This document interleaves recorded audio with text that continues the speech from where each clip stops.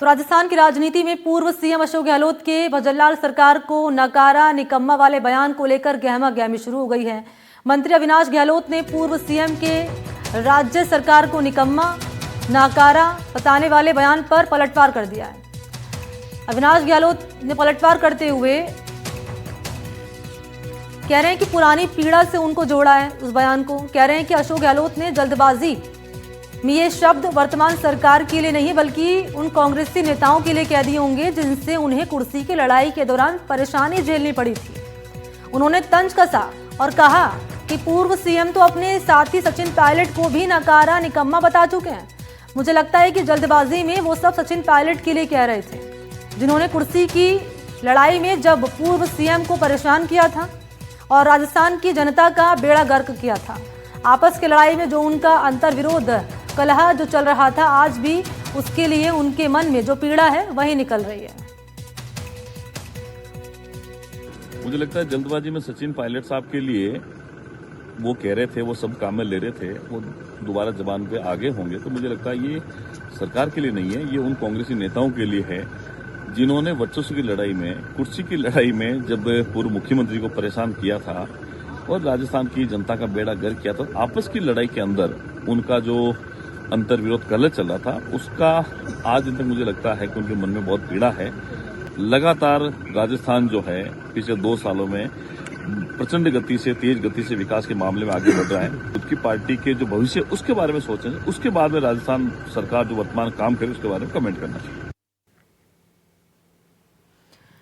तो आपको बता दें कि पूर्व सीएम अशोक गहलोत ने क्या कहा और उस पर बैकफायर करते हुए मंत्री अविनाश गहलोत ने क्या कहा।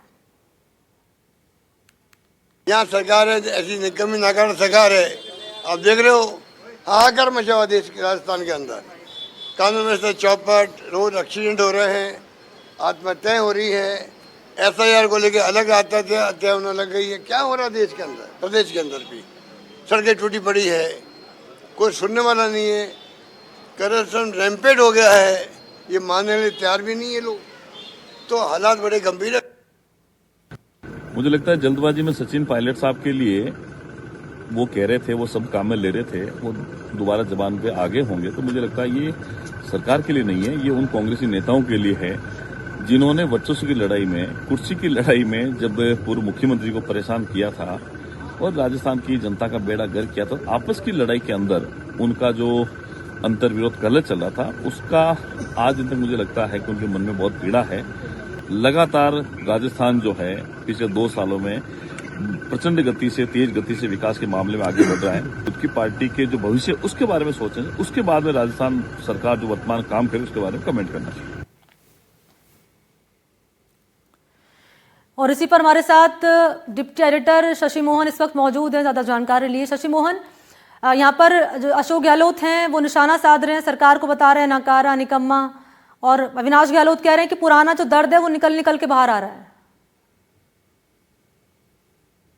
देखिए, एक कहावत है, मुंह से निकली हुई बोली और बंदूक से निकली हुई गोली वापस नहीं आती, और ये एक इसी की मिसाल के रूप में देखा जा सकता है। अशोक गहलोत ने जैसे सरकार के ऊपर निशाना साधा, एसआईआर को लेकर कहा कि सरकार ध्यान नहीं दे रही है, लोग परेशान हो रहे हैं, लोगों के नाम काटे जा रहे हैं, बीएलओ आत्महत्या कर रहे हैं, और सरकार को नाकारा और निकम्मा बताया। उसी चीज को बीजेपी ने लपक लिया।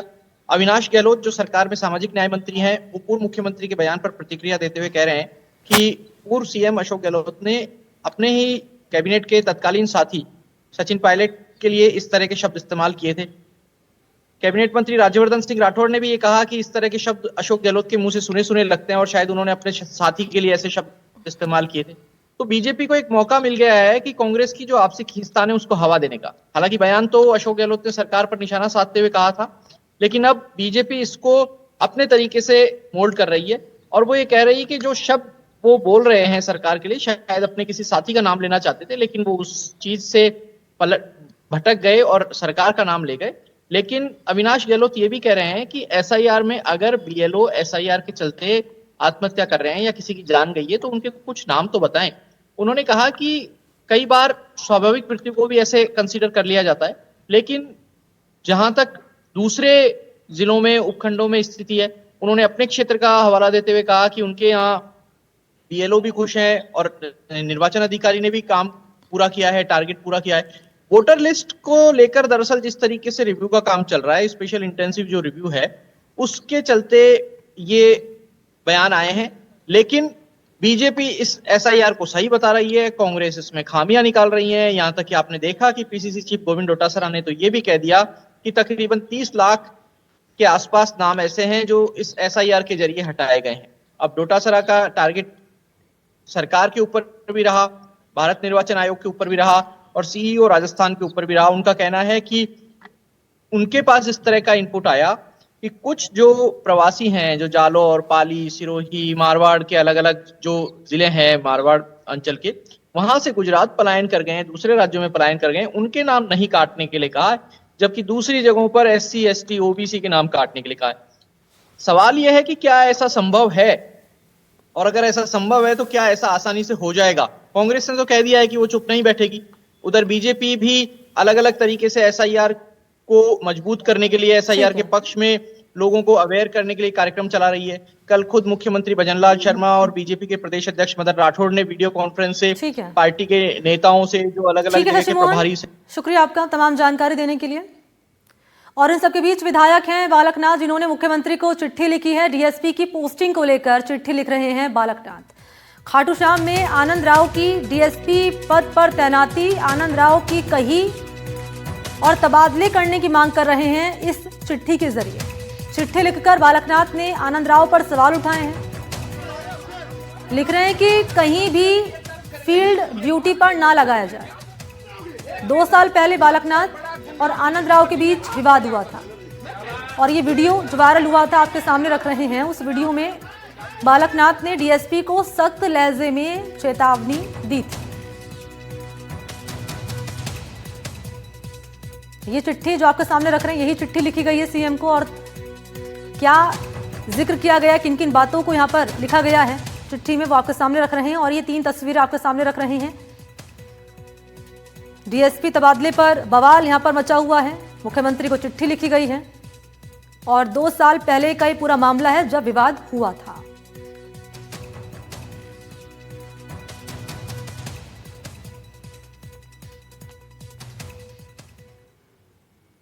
और अगली बड़ी खबर आपके सामने रख रहे हैं। इंडिगो की उड़ान पर भारी संकट। इंडिगो की कई फ्लाइट्स के कैंसिल होने से अफरा तफरी मची हुई है। जो यात्री हैं वो परेशान हो रहे हैं। दिल्ली से जाने वाली 35 डोमेस्टिक फ्लाइट्स हैं और दिल्ली आने वाली 33 घरेलू उड़ानें रद्द हो गई हैं। मुंबई से आने जाने वाली इंडिगो की उड़ानों पर भी इसका असर पड़ा है और खास तौर पर जो परेशान हुए हैं वो हुए हैं पैसेंजर्स।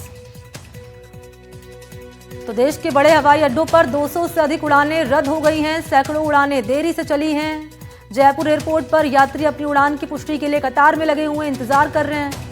अभी तक यहां 3 उड़ानें रद्द हो गई हैं, 11 उड़ानें देरी से चल रही हैं और ये संख्या और बढ़ सकती है। आमतौर पर एयरलाइंस को सर्दियों के पीक सीजन में यात्रियों की संख्या बढ़ जाती है, लेकिन इस बार ये गड़बड़ी क्रू की कमी के कारण हुई है।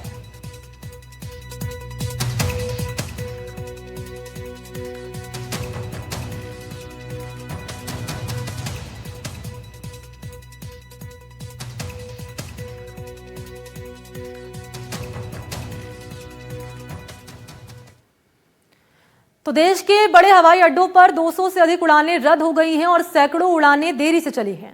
जयपुर एयरपोर्ट पर यात्री अपनी उड़ान की पुष्टि के लिए इंतजार कर रहे हैं, लाइन में लगे हुए हैं और अभी तक यहां 3 उड़ानें रद्द हो गई हैं, 11 उड़ानें देरी से चल रही हैं और संख्या और बढ़ सकती है। ये आमतौर पर एयरलाइंस को सर्दियों के पीक सीजन में यात्रियों की संख्या बढ़ जाती है, लेकिन इस बार गड़बड़ी क्रू की कमी के कारण हुई है। एयरलाइन ने नई फ्लाइट ड्यूटी टाइम लिमिटेशन नियम लागू किया है। देश की सबसे बड़ी एयरलाइन कंपनी इंडिगो इस वक्त ऑपरेशन फेलियर से गुजर रही है। लगभग 200 से ज़्यादा फ्लाइट्स जो हैं पूरे मेजर एयरपोर्ट्स पे पूरे भारत में कैंसिल हुई हैं इस इंडिगो एयरलाइन की। और उसके अलावा कई ऐसी फ्लाइट्स हैं, सैकड़ों फ्लाइट्स जो हैं वो डिले हो रही हैं। मैं इस वक्त राजधानी जयपुर, जो राजस्थान की राजधानी, वहाँ पर हूँ और ये व्यस्ततम एयरपोर्ट्स में से एक है। और आप देख सकते हैं कि सुबह से ही लंबी लाइन इंडिगो की जो काउंटर है उसके ऊपर लगी हुई है। लोगों की यहाँ पर जो पैसेंजर्स है वो आ रहे हैं, पूछ रहे हैं कि उनकी फ़्लाइट जो है कैंसिल हुई है, कब शेड्यूल है, कब है। हमारे साथ जिज्ञासु हैं। जिज्ञासु की अभी शादी हुई है और ये इनका रिसेप्शन सेरेमनी नागपुर में था, उसके लिए इन्हें आज वहाँ पर पहुँचना था, बट इनकी फ़्लाइट अभी कैंसिल हो गई है। आपकी कब फ्लाइट थी, कैंसिल हुई है, कब आपको रिशेड्यूल किया गया है? मेरी आज फ्लाइट थी, आज 10:30 को मेरी फ़्लाइट 11 को मेरी फ़्लाइट थी और वो दिल्ली से फिर नागपुर थी, एक स्टॉप था बीच में। तो दिल्ली टू नागपुर जो फ़्लाइट थी वो कैंसिल हो गई है। अभी आपको कब शेड्यूल किया है नया flight? Next day next morning में है 6:40 की फ़्लाइट है। आपका रिसेप्शन सेरेमनी कब है? आपको कब पहुंचना था वहाँ पे? मुझे पहुंचना तो आज ही था क्योंकि कुछ रिचुअल्स है जो आज ही होने थे, लेकिन हाँ मैं कल पहुंचूंगा। आप वही बात। कल ही आपका सेरेमनी? हाँ कल ही सेरेमनी है। हाँ लेकिन ऐसा है कि दो चीज़ें जो मेरे को थोड़ी सी डिसअपॉइंटिंग लगी वो ये थी कि फर्स्ट चीज़ जिस टाइम पे हमें बताया गया कि हमारी फ़्लाइट कैंसिल हो गई है, उस टाइम पे हम कुछ भी नहीं कर सकते थे। वो 1 घंटे पहले अभी हमें बताया गया कि हमारी फ़्लाइट कैंसिल हो गई है। और सेकंड चीज़, हमने अकोमोडेशन के लिए बात करी। अब हम जयपुर में नहीं हैं, हम कोटा से आए हैं, तो हमें अकोमोडेशन भी नहीं दिया गया। तो ये दो प्रॉब्लमैटिक चीज़ें हैं जो हमें फेस करनी पड़ रही है। देखिए किस तरीके से जो पूरा ये एयरलाइन का फेलियर हुआ है, ये बताना चाहूँगा मैं कि डीजीसीए ने एक नया रूल निकाला जिसके तहत यात्रियों की सुरक्षा सुनिश्चित करने के लिए ये नए नियम निकाले गए कि जो पायलट्स और जो क्रू है उसको ज़्यादा आराम का वक्त मिले। इसके बाद में ये जो एयरलाइन है इंडिगो एयरलाइन, जो कि सबसे बड़ी एयरलाइन है, 2200 फ्लाइट्स लगभग डेली इनकी सर्विस में रहती हैं, उसके पास में जिस तरीके से क्रू की शॉर्टेज आई, जो कार्मिक हैं उनकी कमी के कारण ये पूरा जो ऑपरेशन फेलियर है ये यहाँ पर हो रहा है और इस वजह से यात्री जो है वो प्रभावित हो रहे हैं, यात्री हैं वे परेशान हैं। अब ये देखना होगा कि किस तरीके से इंडिगो इस पूरे मैसिव जो ये फेलियर है इससे किस तरीके से ओवरकम कर पाता है। निर्मल शर्मा के साथ में विश्वास शर्मा, एनडीटीवी।